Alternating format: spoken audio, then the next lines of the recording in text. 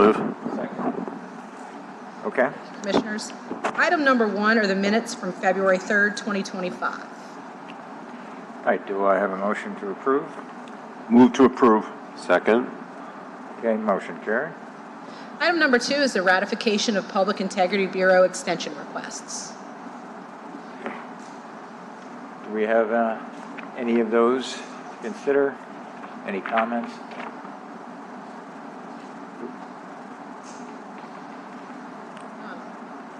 Okay, we have a motion. Move to approve. Second. Okay, motion carried. Item number 3A under Rule Amendments is a proposed amendment to Rule 5, Section 2.5 regarding reducing the minimum amount of time for examination announcements. Commissioners, this was introduced at our last meeting. This is part of our ongoing efforts to find efficiencies in the rules, large or small. This one cuts in half the amount of time that we're required to have a job posting before we can create an eligible list. Okay, and also removes the mandate for a actual list to be posted on some door, correct? Correct, yep, takes out some dated language too, yep. Is this in response to some of the studies that have been done and come out that suggested moves like this? It's just our ongoing efforts to try to speed. Okay, so it's more internally devised. Yeah, we're trying to Okay. speed things up or make things easier. Okay, this so it's is a good example this is of- a speed up item. Right. So it's a good example of civil service moving itself forward. Yep. Yeah. Okay, do I have a motion? I'll move. Second. Okay, motion carried. Okay, thank you, Commissioners. Item number 3B is a proposed amendment to Rule 8, Section 2.13A regarding sick and annual leave donation. This also was introduced at our last meeting. If you'll recall, last year we amended the amount of time that new hires have to wait before taking annual leave from 26 weeks to 8 weeks. This brings in alignment with that rule the ability of existing employees to donate leave to employees in need. So same thing, there was a 26-week wait period, and now there's a 2-month wait period for this. Okay, any concerns, questions? Motion? Motion to approve. Second. Okay, motion carried. Thank you, Commissioners. Item number 3C is an introduction of a proposed amendment to Rule 11, Sections 1.3, 1.5, and 1.12 to remove the second-level supervisor from goal planning and to provide for a 1-week grace period. So, Commissioners, as you recall, I let y'all know that when we were having our meetings about performance evaluations that we would reach out to the directors and ask if there were any changes to the rules regarding performance evaluations that would lead to, same thing, efficiencies or ease in the use of that system. So a couple of things that we're proposing as a result of that are, the first one is to eliminate the second level supervisor in approving goals for individuals. So instead of your boss and then your boss's boss approving your goals, it'll just be your boss, your direct supervisor. We're going to leave the second level supervisor in place for the rating because we believe it's due process that allows the employee to have sort of a second set of eyes on the rating. But we are proposing to remove it from the goal setting portion. And then the second amendment that we're proposing actually allows me, at the request of appointing authorities, to accept late approvals made up to 1 week immediately following the deadline. This is to account for maybe somebody missed an approval by a day or an hour or something like that. So minor mistakes that can be corrected with the request of the appointing authority, so that we don't have to come to the commission and ask for approval of exceptions on minor mistakes. So it's like a 1 week grace period for people to operate in if somebody was out or something like that. So those are just proposed for today. We'll let it lie over, we'll receive feedback, and then we'll bring it back before you at the next meeting. Okay.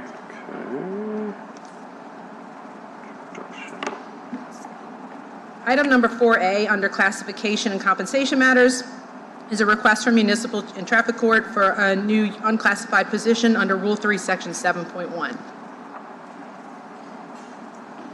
Mr. Burris is here representing the Municipal Traffic Court.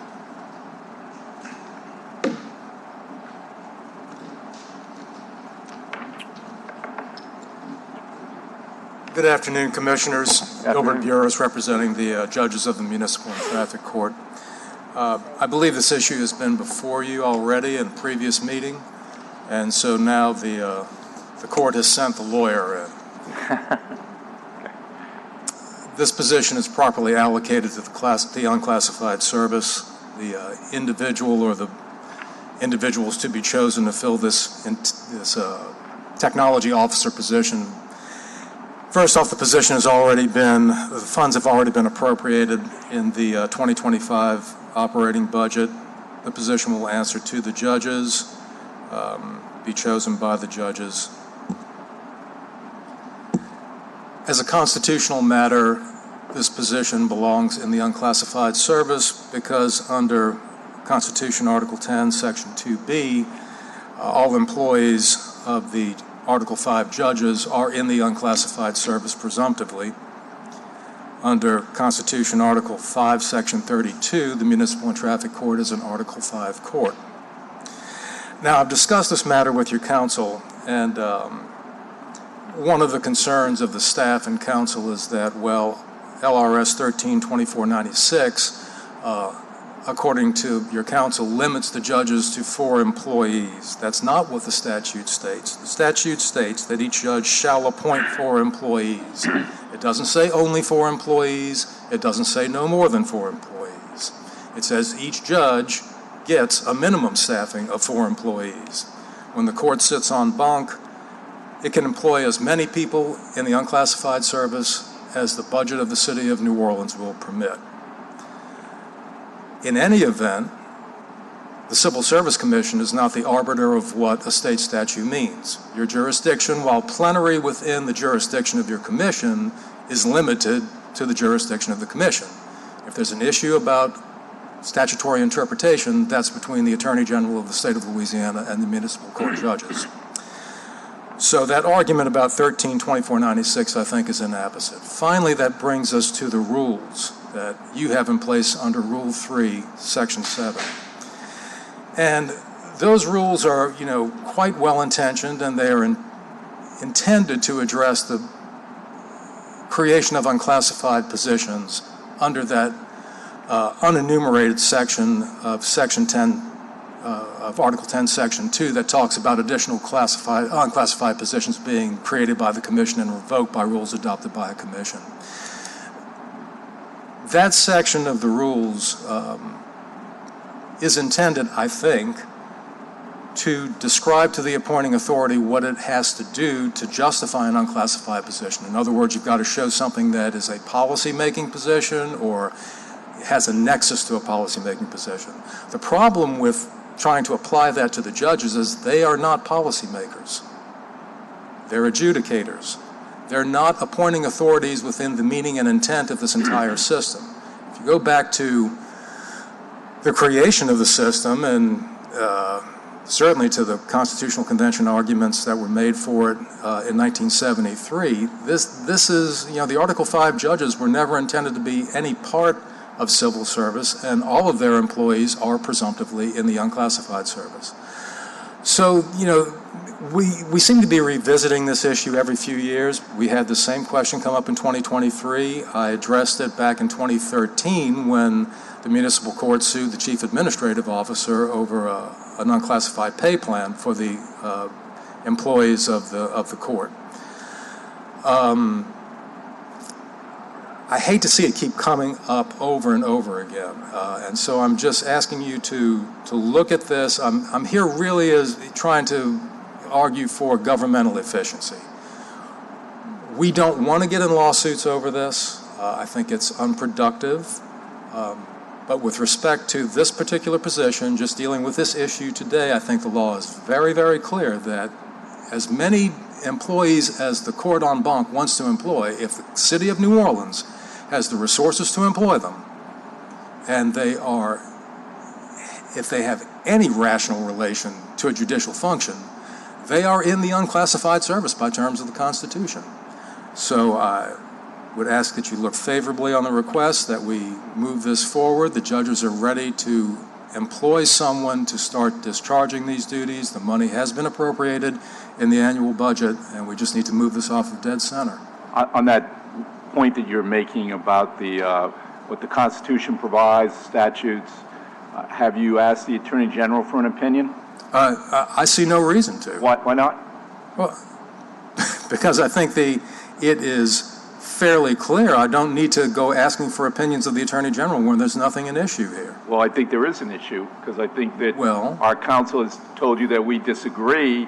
So from an efficiency standpoint, it would seem to me, if you feel, and I'm not trying to, go beyond where we are with this, but if you feel one way about it, the commission may feel another way about it, and from an efficiency standpoint, it would seem to me that if your position is so well-founded, the Attorney General should be able to write an opinion and say, yeah, we agree with you.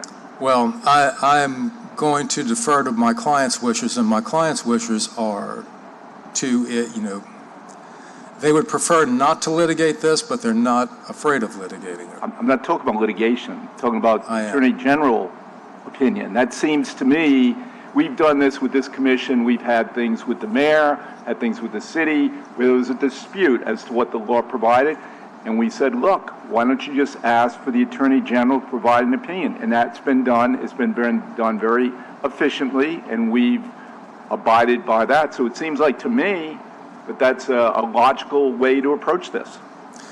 Well, that sauce applies to the goose as well as the gander. You can request an opinion of the Attorney General as well. Well, you're the one that has the burden of proving to us that this should be unclassified. Well, let's explore that a little bit. Okay, go ahead. To go back into some history as to how all of this comes about, why there's even any involvement with civil service to begin with. My recollection is that the only reason that the municipal court judges are in this process to begin with is because civil service, at least at one time, I don't know if it still does, exercised the lockout power over the city payroll system. And the discussions were had back in the 70s as to whether the employees of the municipal and traffic court would participate in the city's payroll system. And as an accommodation, it was determined that because of the pay and benefit structure, that court would participate in the city's overall payroll system. As a consequence, back in the 70s and 80s, I know this for a fact, there was a checklist that used to go around in City Hall. Before you could get onto the payroll system, everybody had to check off, and civil service had one of those check boxes. Whether they still have whether the civil service department still has a lockout authority over the payroll system, I don't know. I suspect that it does. But that's the only reason that the municipal judges were ever involved in this. It was an accommodation to ensure that everybody got their paychecks and that the CAO could operate the entire city budget process in a uniform manner instead of having to segregate out the municipal and traffic court. So what I'm saying to you is that the involvement of the traffic court and the municipal court in the city budgetary process is an anomaly. There is not a single other Article 5 officer that is subject to a civil service system. Not even the lowliest justice of the peace in this state has to answer to a civil service system. This only happens in New Orleans because of the history of the municipal and traffic courts, which are actually, I think, the successor to the recorder's courts under Act 192 of 1912, the city's first home rule charter. So it's this historical anomaly that came about. And in '73, all that was carved out was the office of the clerk, not the Article 5 judges. The Article 5 judges are presumptively in the unclassified service. So, how do we address this? My clients, I can assure you, are not willing to wait around on an Attorney General's opinion. They have told me, go and litigate this if this is what it takes. I would prefer not to do that. It may be a case of kicking the can down the road again, like we did in 2023 when I addressed this with Ms. Carroll in a letter to her when we were dealing with another issue. Said we're pre-permitting discussion of the constitutionality of your involvement in this at all. I would hope that calmer heads would prevail and that this ITO position would be accepted and that we could in the future have this debate. But if I leave here today without the acceptance of the position in non-classified service, I think what I'm going to hear from my client is go and litigate it. What do you think is going to take more time, litigation or getting Attorney General opinion? I could tell you, I'm a lawyer. From an efficiency standpoint, it's going to take a lot less time to get an Attorney General opinion than to litigate this. So if you're looking for efficiency and getting a quick answer, I don't understand what your problem is with asking the Attorney General for an opinion. I don't understand that. Mr. Supernon, I can tell you right now, if the opinion is adverse to the municipal court judges, they're going to litigate it. I'm just going to be as upfront with you as I can about that. Sure. We try to be totally upfront. And in regard to rule that we're talking about, Roman numeral 3, Section 7, we actually had a committee about 2 years ago. I actually was the head of the committee, and I actually was the one who rewrote this rule.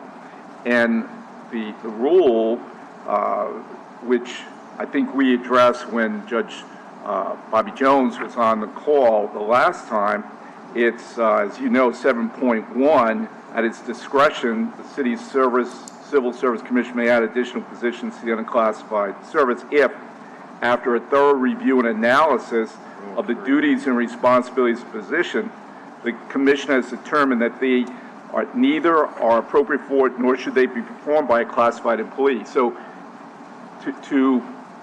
can you address that? Because we asked Judge Jones, and he kind of, you'll see the minutes, kind of bypassed that and was making the same argument that you're making. I know you have to make the argument, I understand that, but I don't think that this particular rule has been satisfied by the court.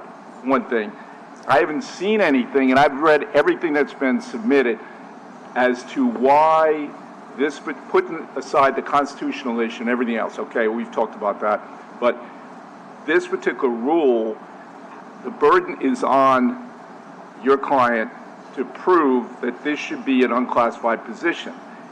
So how is this rule satisfied by the request? And the problem we have too is, in all honesty, is you said we'll, leave this bigger debate for another day, but we've already had indication that the court wants to have probation and social workers as unclassified people. It goes on and on and on. And I mean, we're here, our job as commissioners is to protect the civil service system, and we are not in the business of just allowing unclassified positions to be granted unless our rules have been satisfied. So it's two parts. It's the constitutional argument that you're talking about, and now if you assume that you're not, as far as today is concerned, are not going to prevail on that, and if you want to litigate, fine, we'll litigate, no big deal. But then the other part is, has the provisions of this particular rule been satisfied? And so explain to me how this rule has been satisfied. Assuming that the rule is not inapposite, and that is my position, that the rule is inapposite, has nothing to do with these judges, because it takes them completely out of any consideration of a classified appointment. Assuming that to be the case, though, what I have heard, I have not seen it written down, what I have heard from the staff is that, well, there are similar positions, there are positions similar to this in the classified service. There are ITO officers all over the classified service. Therefore, it's presumptively within the classified service, because we've already got positions like that, and so it should be classified when it goes over to municipal and traffic court.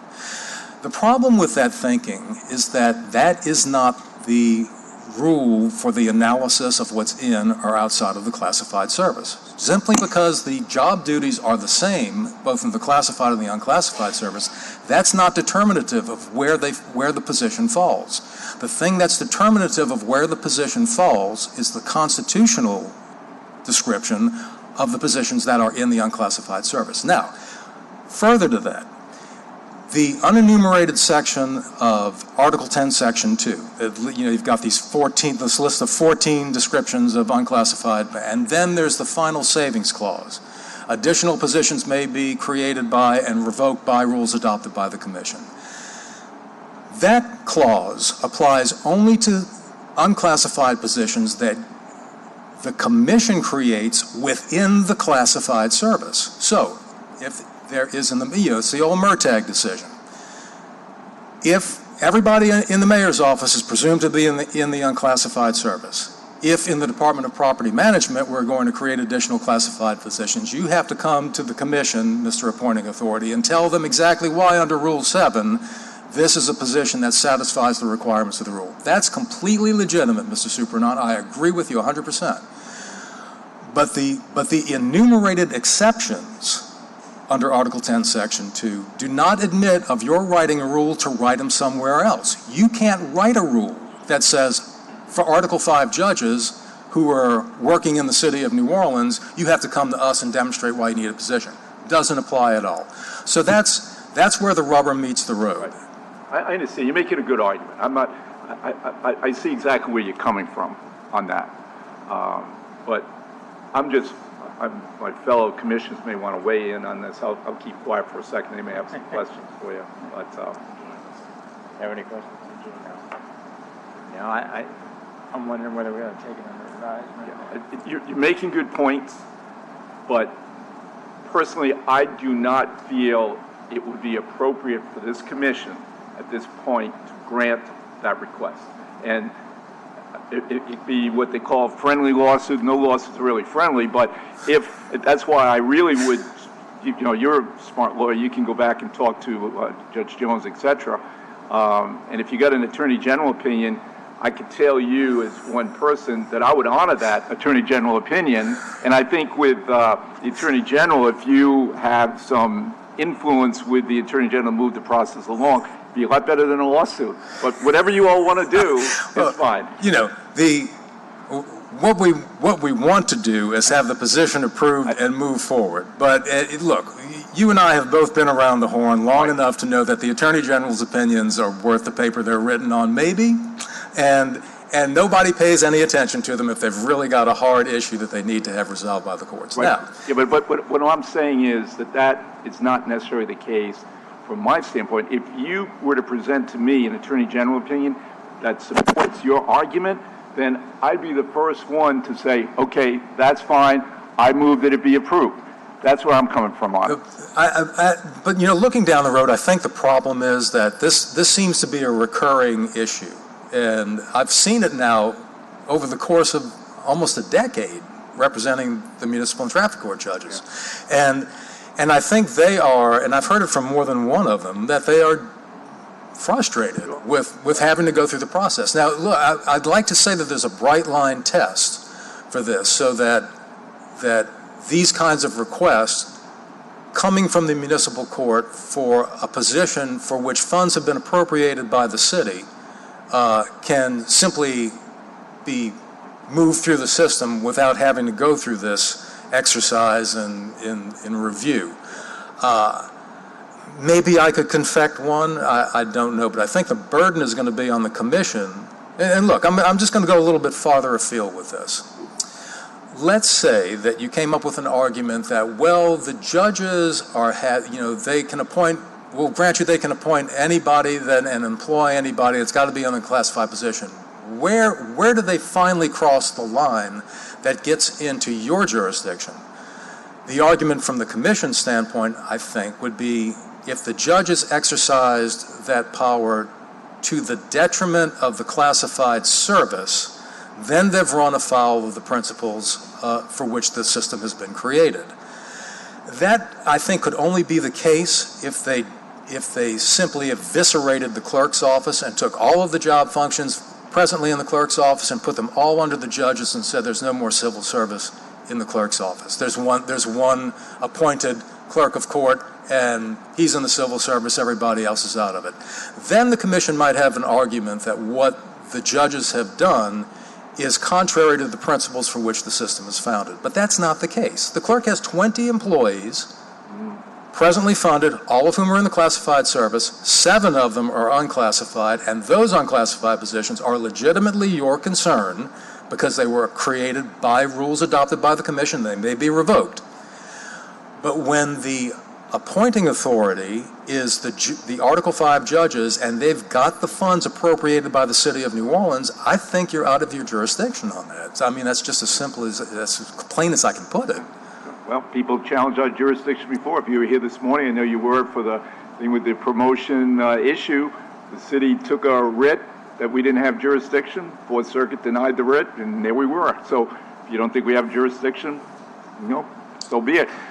The probation and social worker people that we know is in the pipeline somewhere, those are all classified people. So down the road is that you all want to make those people unclassified? I'm not man, here. that's When I was vague, first contacted, I thought that was the issue. Then I found out it wasn't really the issue. It's the ITO position that's at issue. So I'm not here to argue about the probation folks right Yeah, now. but once we start down this road, the next thing we're going to be dealing with is the social and probationary people who have been classified forever. Now, since they report in some form or fashion to the court, anyone who reports to the court is supposed to be unclassified. That's what Judge Jones said in the meeting we had. I mean, Well, you weren't there. I don't know if you read the I minutes. didn't. You I may want to didn't. read the minutes. I tried looking for the video, but it hasn't been posted Amy yet. could give you the minutes. on But that. let's just take that idea just a little bit farther, because I want to explore this, because these questions are going to come up if this has to be litigated. If you're talking about, this is, the traffic court and municipal court judges are an anomaly in this state. These are the only people, the only Article 5 judges who have to do this. And if I looked for analogies across the criminal justice system, I'm going to find unclassified employees doing those probation and social worker duties. There's no question in my mind that's what I'm going to find. I'm only going to find functionary ministerial duties being performed by clerks of court who are classified, and in only one instance, here in the city of New Orleans. Nowhere else does this occur. No other clerk of court in this state has classified employees. Why did they wind up in this system in the first place? Well, you're going to have to go back to the Article 21 Constitution and the state, and go way back with this stuff. And none of the reasons for them being in this system obtained today. I think the argument's going to be, and I think it's going to be successful, that if you are going to have classified employees in the clerk's office, and only one clerk's office in the state of Louisiana, the functions that those folks are going to be discharging are going to be primarily ministerial in nature. They take the money in, they keep the records, they file stuff away. They're clerical in nature. Anything that has to do with the actual administration of justice, such as probation officers, parole officers, anything that has to report to the judge, anyone who has to give an opinion to the judge, I think you're fighting an uphill battle to say that that's not something that is presumptively within the unclassified service, because it's part of the exercise of the judicial function. Well, that's what we're going to find out. That's what we're going to find out, and whatever way it turns out. I'm not going to turn down a billing opportunity. I know you. But That's right. You can thank me for giving you this wonderful opportunity. And what we're going to do is I'm going to move that your request be denied, knowing that there may be litigation. And I'm asking that all the materials that are applicable to this issue be made part of the record, which would be anything that's been submitted by the court, the transcript from the minutes with Judge Jones testified from this, so that to make it easy from your standpoint, when you do litigate this, the record will be complete. Well, I move that the request be denied. just to let you know that how far I've thought along these lines. The way in the city budgetary process, what happens is there's an appropriation. The budget is and the money's there. It's in the pot. Now, once the money's in the pot, it only gets allocated on the request of whoever whatever department has it. So what happens is, as a matter of law, a warrant issues from the municipal and traffic court, and the warrant says, "I want to get so and so paid." And this is where we run into the payroll system again. And I'm just giving you fair warning, because I'm going to explore this possibility. If the warrant issues from the court and it's directed to the CAO to put so and so on the payroll and pay him $1, I'm going to see what the CAO does. And if the CAO cuts that check, the ball's going to be in your court to come sue us over that issue. We'll put it this way. I don't think we have to sue you. I think under the rules, we can stop paying someone who is Well, that's what I said. If you've got the lockout authority on the city payroll system, if you've got the lockout authority, then I got a different case to argue. Put it this way. One time the mayor, when I was disagreeing with, she said, "So you're afraid of a lawsuit?" I said, "I've been a lawyer for 48 years. I do lawsuits every day. I'm not afraid of a lawsuit." And you know exactly the situation. Oh, So yeah. whatever, we're going to give it the best shot. And I mean, as far as I'm concerned, if you're successful, great. And but you should want to consider what I'm saying about the Attorney General opinion, because it might be a way if you are, and you know, the arguments you're making, if they're received favorably by the Attorney General, you've saved a lot of time and a lot of energy, but you may not have the same billing potential. No, but you know, that again, that just kicks the can down the road again. Because some other administration, look, 10 years ago you weren't here, We follow our precedent. If you've been over here, and I think if you listen to some of the attorneys who have been here all the time, I think, have done a really, really good job. We tried to do a very good job at setting a precedent, not being involved in the politics, and sticking to our precedent as best we can. And that's what I've wanted to achieve, and I think Andy and Jake, I can speak for them, they've done an excellent job too. So we stick to what we do. So I think we've had the motion in the second. I'll second it, but I could watch y'all all day. Okay, great. Mr. Monteverdi knows me from when I used to represent 632. Good. You do, man. All right, Okay, great. motion carried. Okay, thank you. Thank you for the, All right. Sorry you had to wait over here, but I know how it's done. great. Thank you. All right, Mr. Gilbert. Thank you, Commissioners. Item number 4B is a request to amend the listing of difficult-to-fill positions for referral pay. Commissioners, as you recall, the Director of Safety and Permits was here at a previous meeting regarding some positions on that list. So as a result of that, we reached out to the Chief Administrative Office to see if there were any other departments that needed to make amendments to that list. And what you have before you is the result of that inquiry. We're adding about 10 positions to the list and removing 4. And this is the premium that employees can receive if they refer or recruit a person, a new hire, into one of these positions. It's $1,000 after the new hire has been employed for a month, and then another $1,000 when they've been here for a year. So, okay. Move to approve. Second. Okay, motion carried. thank you, Commissioners. Item number 4C is a request from Property Management for a hiring rate and pay grade change for Real Estate Administrator. This is an upgrade of the real estate administrator because of the enhancement of supervisory functions.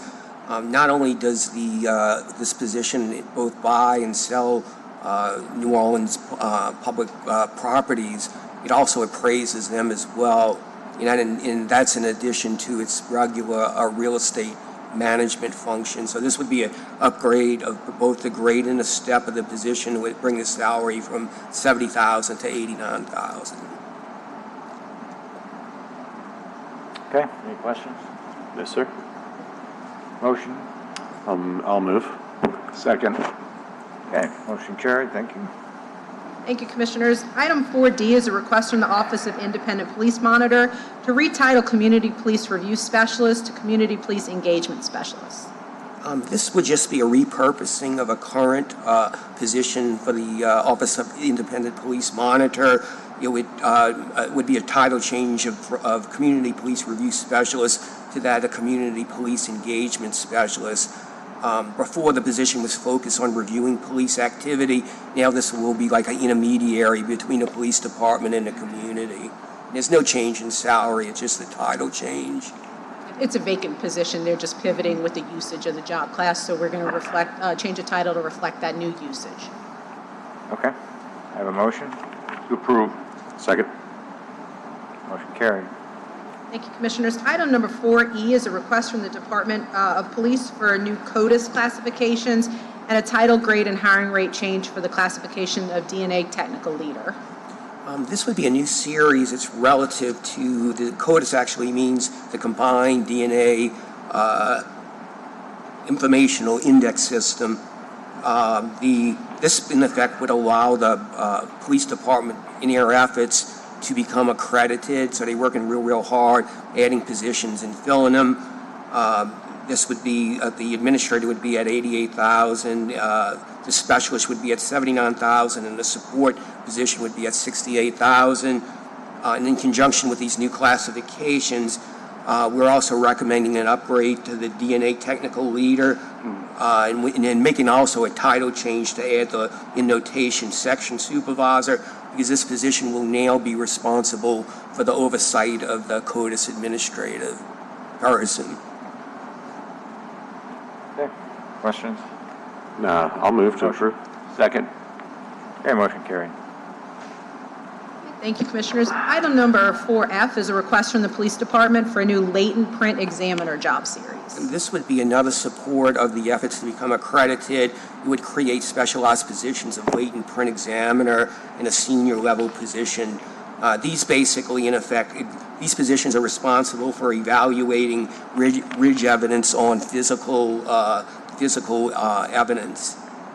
And this is tied to other similar positions at the NOPD. The examiner would be at $68,000 and a senior level would be at $79,000. Okay. Have a motion? Motion to approve. Second. Okay, motion carried. Thank you, Commissioners. Item number 4G is a request from the Department of Police for a new classification of Deputy Superintendent of Police, Fiscal and Personnel Management. This would be a classified position, and it would encompass all administrative functions relative to fiscal management, human resources, payroll, grant administration, record management, as well as overseeing the National Crime Information Center, as well as the IT division and fleet manager. Because of the level of the position, it would have a flexible range as part of our executive retention strategy, and the range would be from $126,000 to $164,000. And I will say this initially came to us as an inquiry about creating an additional unclassified position, and we worked with the chief and her staff to get to a place where it was a classified position that we all agreed upon. How many? Good place to get to. Yes. Not quite successful last time there, but We'll get there every time. yeah. I had a question about it. This would be a, This is a civilian position, okay. because All right. most of the work that they perform, that they oversee in that bureau is performed by civilians. And it's classified. And it's How many classified. of these deputy superintendent of police are there? I'm sorry. How many people have this title? So there are 5 unclassifieds in that position right now, a deputy superintendent, and then now this would be 1 classified. All 5 of those current incumbents are sworn. They're Yes, Police except for one, the superintendent. chief of PIB is not. He's an attorney. okay. Okay. Right, have a motion? Motion to approve. Second. Okay, motion carried. Thank you, Commissioners. Item number 5 is recruitment, under recruitment and selection matters, is approval of examination announcement numbers 11224 to 11264.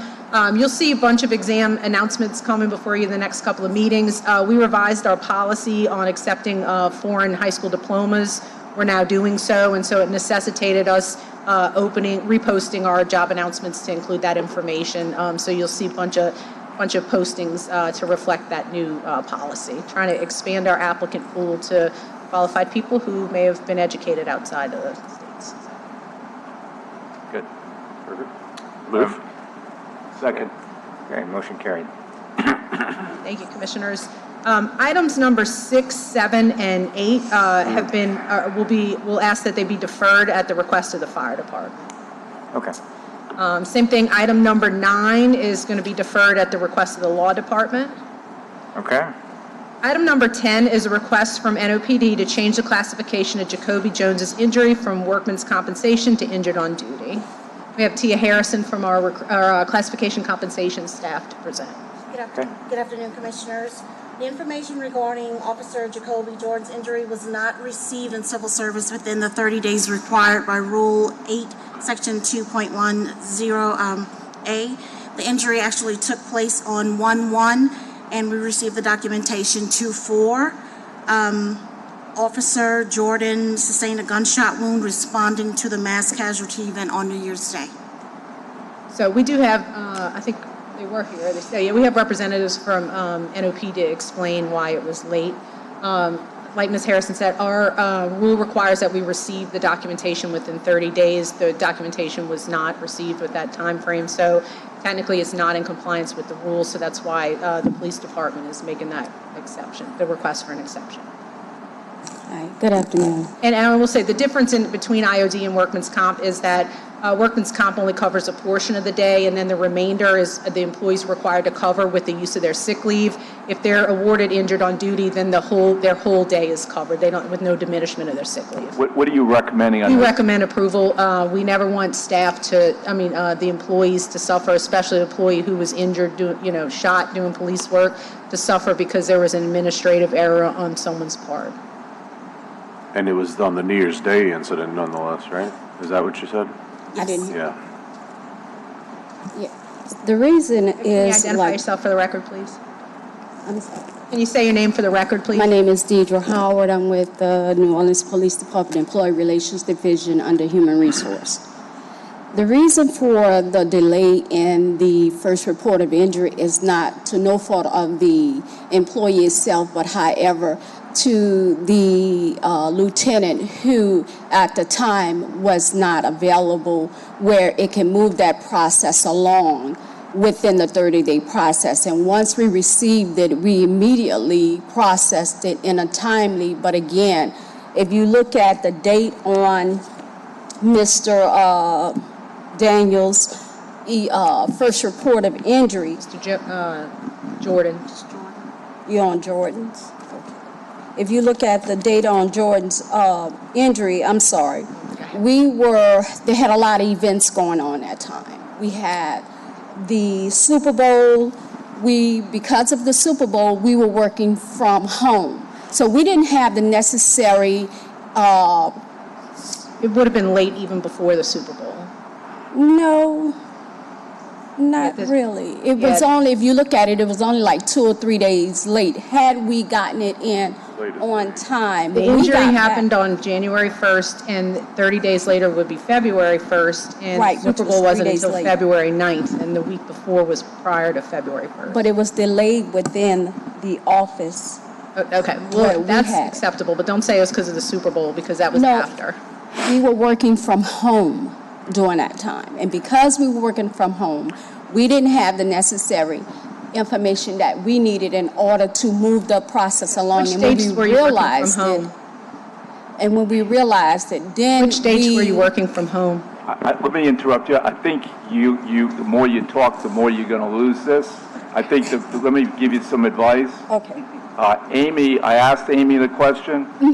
Normally, if it's not timely, we would not approve, but I have total confidence and respect for Amy, and if she looked at all this and she said she'd approve it, but the more you talk, the Oh, I more didn't- you I didn't hear I you. would just say, Thank you. good afternoon, and sit down. Thank you. Okay. All right. Do I have a Staff would motion? recommend approval based on administrative delays and that were no fault of the officers. Given Amy's recommendation, even though I will normally stick with the time, but given her recommendation, I move it would be approved. Second on Amy's recommendation. Okay, motion carried, it's approved. Thank you, Commissioners. Item number 11 is a request from Senior Police Officer Mary Lou Augustin to amend the pay cycle for commissioned police employees.